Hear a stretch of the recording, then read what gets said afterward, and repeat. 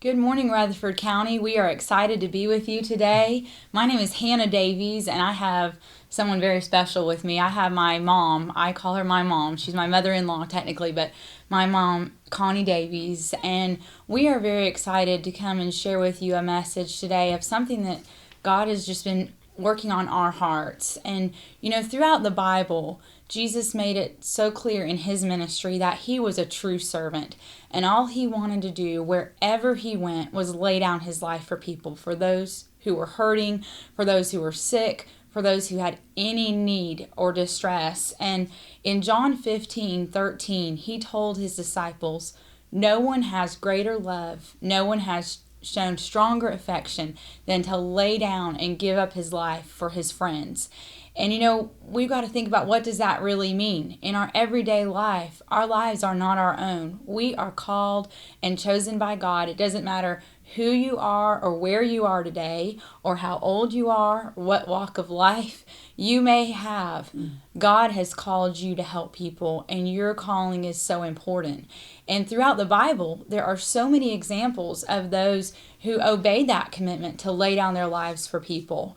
But we would specifically like to talk today about some examples, even in history, of those who took real risks and laid down their lives for people, even if it meant losing their own life, particularly during the years of the Holocaust in Europe. These were some of the darkest years in the history of the whole world, with the extermination of the Jewish people and other targeted groups of people. Yet there were just a few people who took a stand for righteousness during those times. We're going to talk more about that, but we've got to remember, not only does Jesus tell us to lay down our life, throughout the Bible, it makes it clear that we are accountable before God for what we do to help people and how we treat those around us when we see a need, when we see those who are hurting. Starting in Genesis, when God came to Cain after he had killed his brother Abel, and Cain's response was, "Am I my brother's keeper?" And God's answer was yes. We are called, we have an accountability on our lives to see the needs of others and care for the needs of others and stand in the gap, fight, do whatever we need to do when we see injustice and unrighteousness, whatever God tells us to do. In Esther, the whole book of Esther was at a time when that was a perfect example. The Jewish people were about to be exterminated. It was a very serious time. And God called and chose Esther at that time to take a stand and to approach the king when she said if anyone went into the king's palace without being called into there, they were ready to perish. That's right. That was the edict. That was the law. And, she was hesitating. And her uncle, Mordecai, God used him. And he said, if you keep silent at this time, relief will come from somewhere else. But you were called to do this, and you and your father's house will perish. So we just want to encourage you to not take lightly the call of God on your life, where you are called to help people. And thankfully, Esther changed her heart, and she made that decision that she said, if I perish, I perish. And what she did, the steps she took, ended up saving her whole people at that time. Yes, and very interesting about what we read in the book of Esther is very relevant to what we did see during the Holocaust, Hannah, because we did see an attempt to annihilate the Jewish people during that time. And we talk about that and we study that history even in our Christian school. And we have a Holocaust museum actually that tells the story of what happened to the Jewish people in 1933 to 1945. And the history is stunning. It's shocking for us to realize that in the 20th century something horrific like that could happen, but it did happen. We battle Holocaust denial. It's the truth. It did happen. But when we study the Holocaust and we talk about the horrors of what took place to the Jewish people and other people that were minority groups or people that were targeted by the Nazis, we can never forget to talk about the righteous Gentiles. We can never forget to tell our children that in the darkest hour, in the darkest time of Jewish history, that there were always people that would stand up to defend the innocent, always. And, the examples that we have, even in the Holocaust, we teach our children about these righteous Gentiles as they're given. They're given many people are awarded that honor of being called a righteous Gentile. And when we tell about these stories, it's incredible to see the sacrifice that people made, because it wasn't like just an inconvenience for them to sometimes reach out to a Jewish family or an individual that was being persecuted. They literally did risk their lives. And there were severe consequences to people that were willing to go to the rescue of someone who was in danger of Nazi persecution. One of the scriptures that's always been very dear to my heart in relation to this is we talk about these righteous Gentiles or people that are willing to take those risks. A lot of times I go to the book of Proverbs. And in Proverbs, there's a scripture that means a lot to me, because it causes me to consider my own life and the accountability that I have, that anytime I see injustice, anytime I see something that where somebody is being treated unfairly, or somebody is being attacked with maybe verbally, even, is Proverbs 24:11-12. And listen to what the Word of God says. It says, "Deliver those who are drawn away to death, and to those who totter to the slaughter, hold them back from their doom." This really is very relevant to Holocaust. I mean, because there were people literally going to their death. Listen to this, but though it says, "If you profess ignorance and say, 'Behold, we did not know this,' does not he who weighs and ponders the heart perceive and consider it? And he who guards your life, does not he know it? Does not he know it? And shall he not render to you and to every man according to his works?" It's amazing how easy it is for us to make excuses for why we can't help someone, and especially if our own life is in danger, or it's a loss to something that we have. People they have that sense in them of protection, wanting to defend themselves and not take risk. But there are people that have taken risk, and in the Holocaust, we see people that literally took those kind of risks.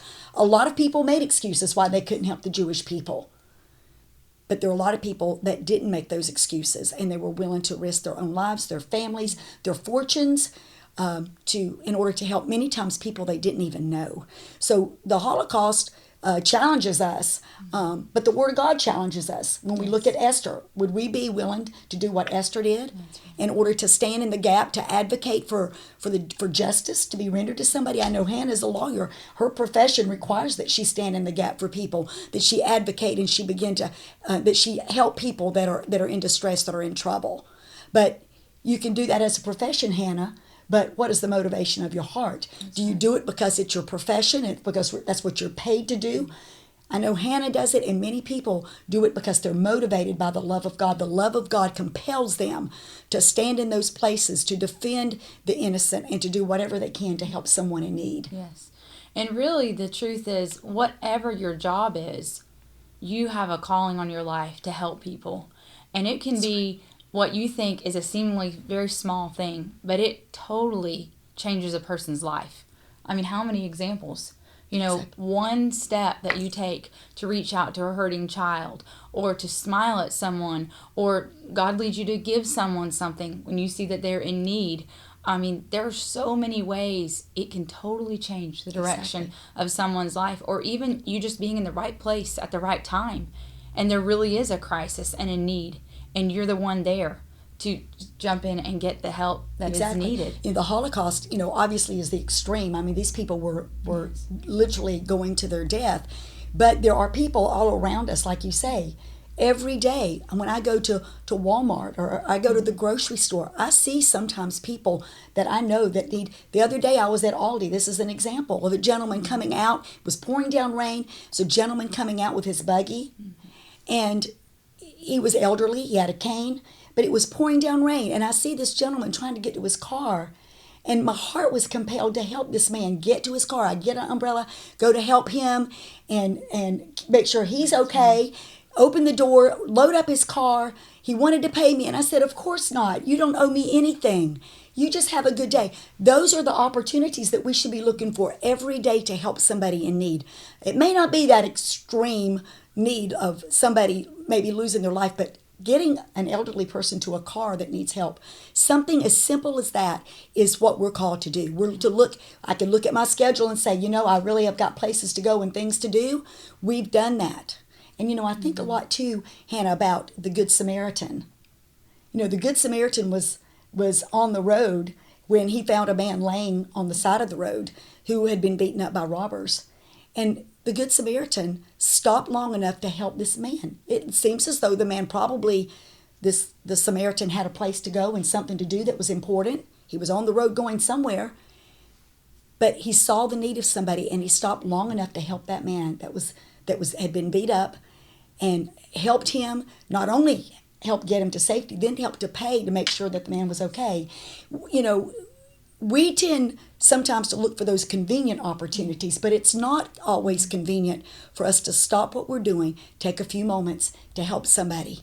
And are we willing to do that? Do we recognize that? Or are we just always aware of what I've got to do, where I've got to go, what job I've got to complete? Are we looking for those opportunities to be a blessing to somebody? Yes, because if we do not listen to God in those little, what looks like a little things or a few moments of our day, then there's no way we'll be able to hear Him when it really is someone's life. Exactly. And it's something that we could do to help. Exactly.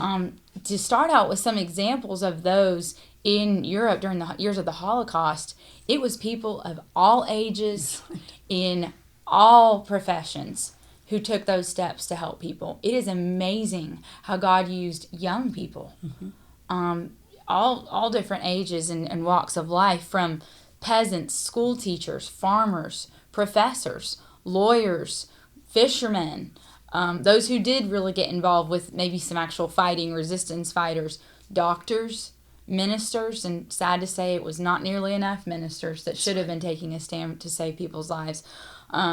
Highly educated civilians, a zoo director used his zoo to help, keep people there. And really interestingly, even a Nazi soldier who decided to defy orders because of the conscience of his own heart. That's right. And it took that step. And those are the convictions we want to make sure that we have deep in our heart, that no matter what's going on around us, there are crises going on all around us, even in Rutherford County. Exactly. There are emergencies all the time, and where does God need us? To give an example, there was a 29-year-old social worker you may have heard of, Irina Sendler, young social worker in Warsaw. And early in Warsaw, they began to ghettoize, put all the Jews in one very small concentrated part of the city. She was very determined to save absolutely as many lives as she could. And through her job, she was able to get permission to be able to go in and inspect some of the sanitary conditions within the ghetto. And it is amazing how God used her, and she pulled other people in with her. Yes. Even at the risk of all of their lives. She had about 10 social workers that she was able to get to work with her.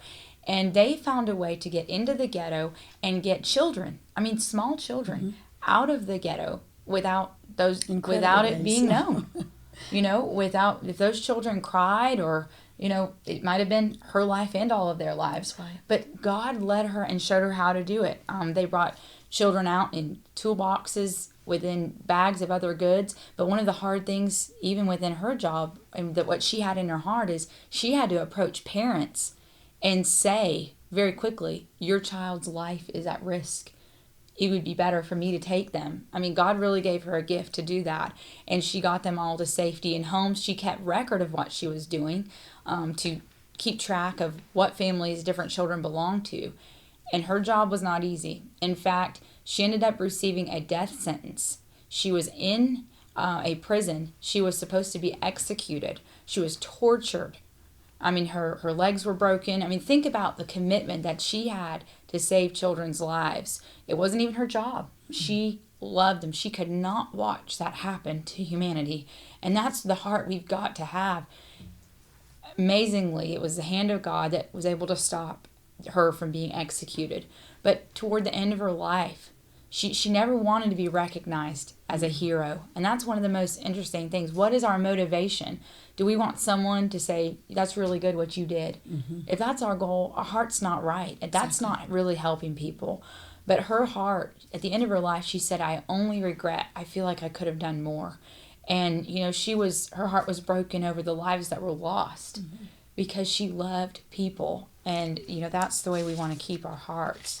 And one of the things that she mentioned that is so important for us to consider is the fact, what is the motivation? Because even if you look and you read 1 Corinthians 13, and it's the love chapter, it talks about what love is and explains how we can know if we're walking in love or not.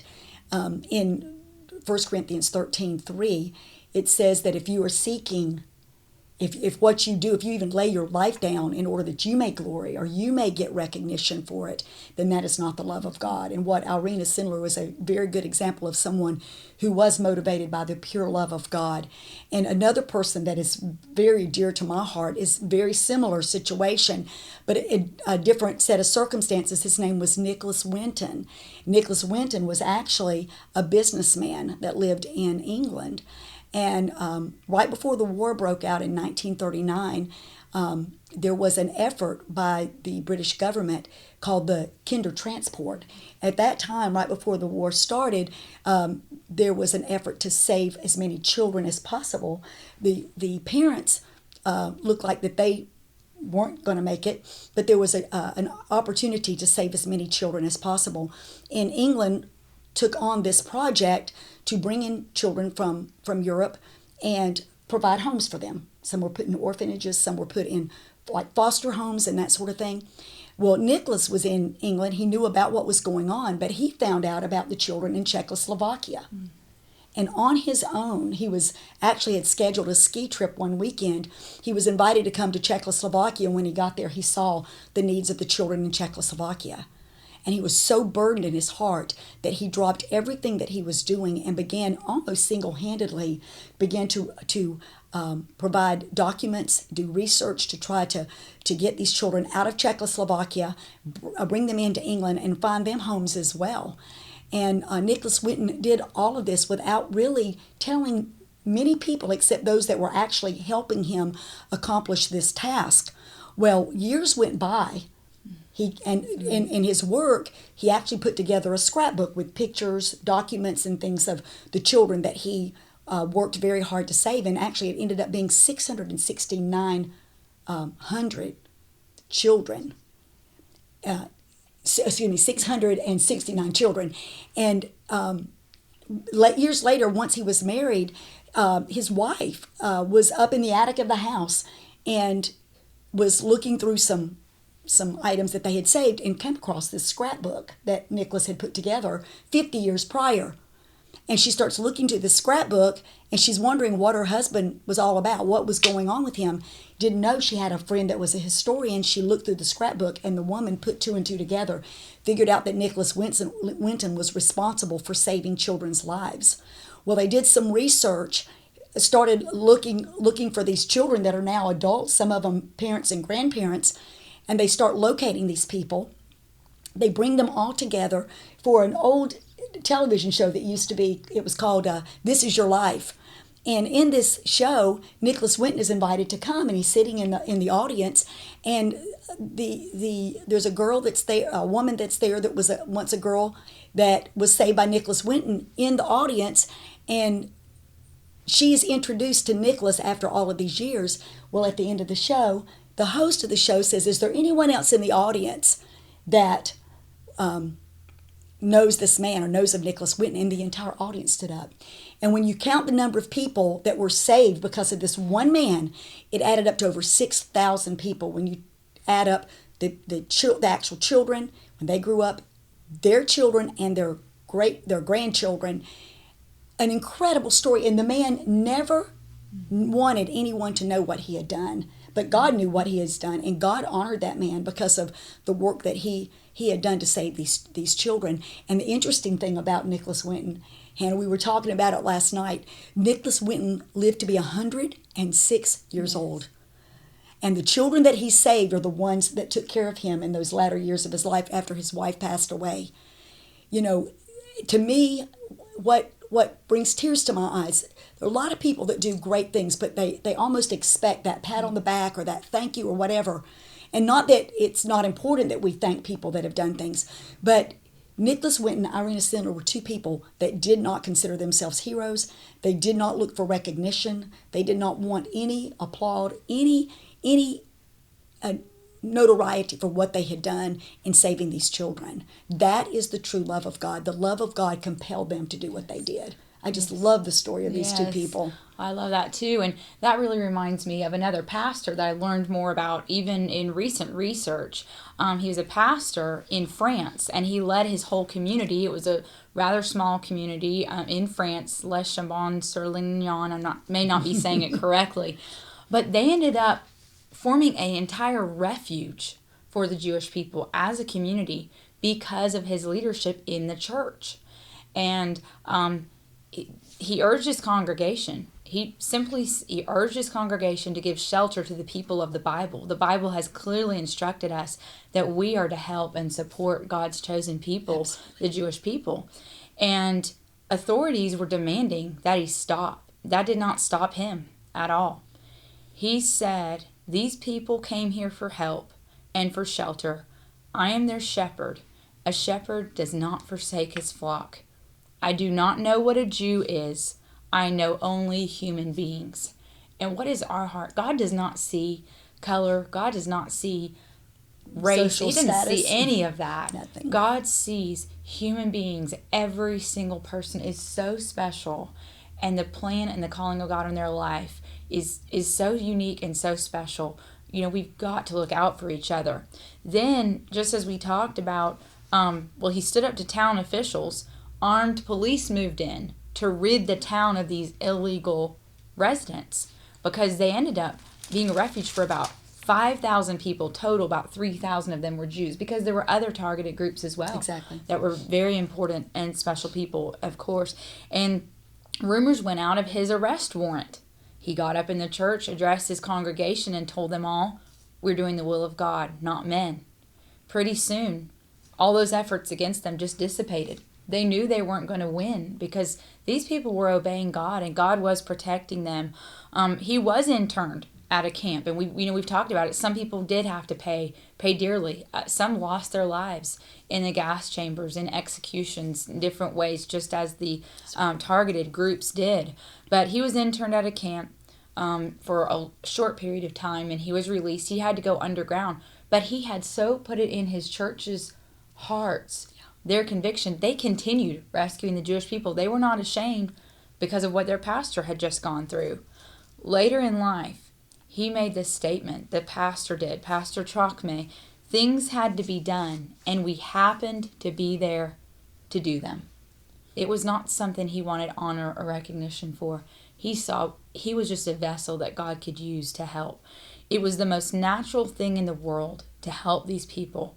And he made the statement that the Christian church should drop to its knees and beg pardon of God for its present incapacity and cowardice. And how many of us, we need to check our hearts and let God make us stronger because we don't know what tests could be laying our way when we're going to have to make a decision. Is it someone's life or is it our desires that we want? There was another doctor, Dr. Ella Lingens Rayner, and she started hiding Jews immediately at Kristallnacht, which is, if you study the Holocaust history, that was one of the very first outward manifestations of the persecution, as far as the outburst is called also the Night of Broken Glass, when Jewish homes and businesses and churches were severely targeted and looted and destroyed. She already had 10 Jews in her room with her. I mean, her heart was set, and she was a doctor. And she continued hiding Jews in her home, and sad to say, another Jewish person betrayed her. I think he was promised protection if he would be an informant. And she was sent to Auschwitz. I mean, that's one of the worst places you could be sent. She was ordered to work as a doctor there. She even saved some from the gas chambers. She continued. Her heart did not change despite what she went through. One thing that was really interesting to me about this doctor in Auschwitz is she had a 3-year-old child at home that she had left with someone and taking care of him while she felt she was to go and save some people, help them cross a border, and that's when she was betrayed. But one day she was promised that she could have release soon if she would be very careful and not do too much more to step beyond the bounds and really save and help protect these people, the Jewish people. And she made this statement later. She said, inside of her, she had a terrible longing for freedom and life for herself. But she struggled because she had such great compassion and a sense of duty to save a life, both as a physician and as a human being. We can't look at our professions and think we're too busy or we have, this is who I am. No, we are all human beings with a heart that God has called to help others and to save others. And she said, I had an insight. Maybe I was entitled to claim that my life and my child's life were more important than the stranger's life. But this was not the issue. She said, if I were to fail and to turn away and permit the death of this person whom I could perhaps save because of my danger, I would be committing the same error as the entire German people. And the people who ordered and implemented the horrible deeds were not many people. It only took a few in leadership to set that whole thing on course. But infinitely many others let it happen because they lacked the courage to prevent them. They withdrew with a sigh, saying there's nothing that could be done, even in those cases when something could be done. And God used so many. I mean, think about there was a 13-year-old maid who became a rescuer. A little girl, and she lived with a family, a Jewish family, and they were concerned about her welfare and, maybe it'd be better for her to move out. And, she did move out of the home for a little while, but she continued to go get the necessities for that family, plan a way for that family's furniture and belongings to be kept safe because they were deprived of all humanity. She continued to do that. She was 13 years old. Think of it. I mean, our children are called by God. We want that in their hearts, that we are there. Our desires, our wants, that doesn't matter. What does God want, and how does God want to use us? One amazing thing about Miss Faho, this 13-year-old maid, she was able to obtain protective papers and smuggle the whole family. She's the little 13-year-old, and she's smuggling the parents out of the country they were in, smuggled them past authorities, and then they took her in the home again. They adopted her as their own. And when they lost other family members in the Holocaust, she was the one providing encouragement to them. How important is that? I mean, it may not be a physical need someone needs, but we need one another and we need that encouragement. And later, the parents, they adopted her. They paid for her schooling. They took her in as their child. And then God gave them 2 other children. They gave her 1/3 of the estate. They loved her. She had truly laid down her life for them. And they said it was her strength and heroism that gave us life, allowed us to grow up, and eventually have children of our own. We cannot take lightly those little things that we can do or that someone has done for us that have totally changed our lives. One of the things, Hannah, that I'm so aware of is that we're so apt to make excuses why we can't do something to help someone. And I think God is wanting all of us to check our hearts out to see, am I one that is going to be sensitive to the needs of others? Am I going to be one that will stop long enough to help someone? Or am I going to be one that gets too busy doing what I want to do or what I might need to do, something? Whatever it is, I think God is really wanting us to check our hearts to see what are the motive of our hearts. Why are we even here? Jesus said that He set us free. He called the church to Himself to be the glorious church. And it's not that we can just be free to serve Him. It's that we can serve Him. And all of these examples, really, these people, Jesus says, if you do it to the least of these, you've done it unto me.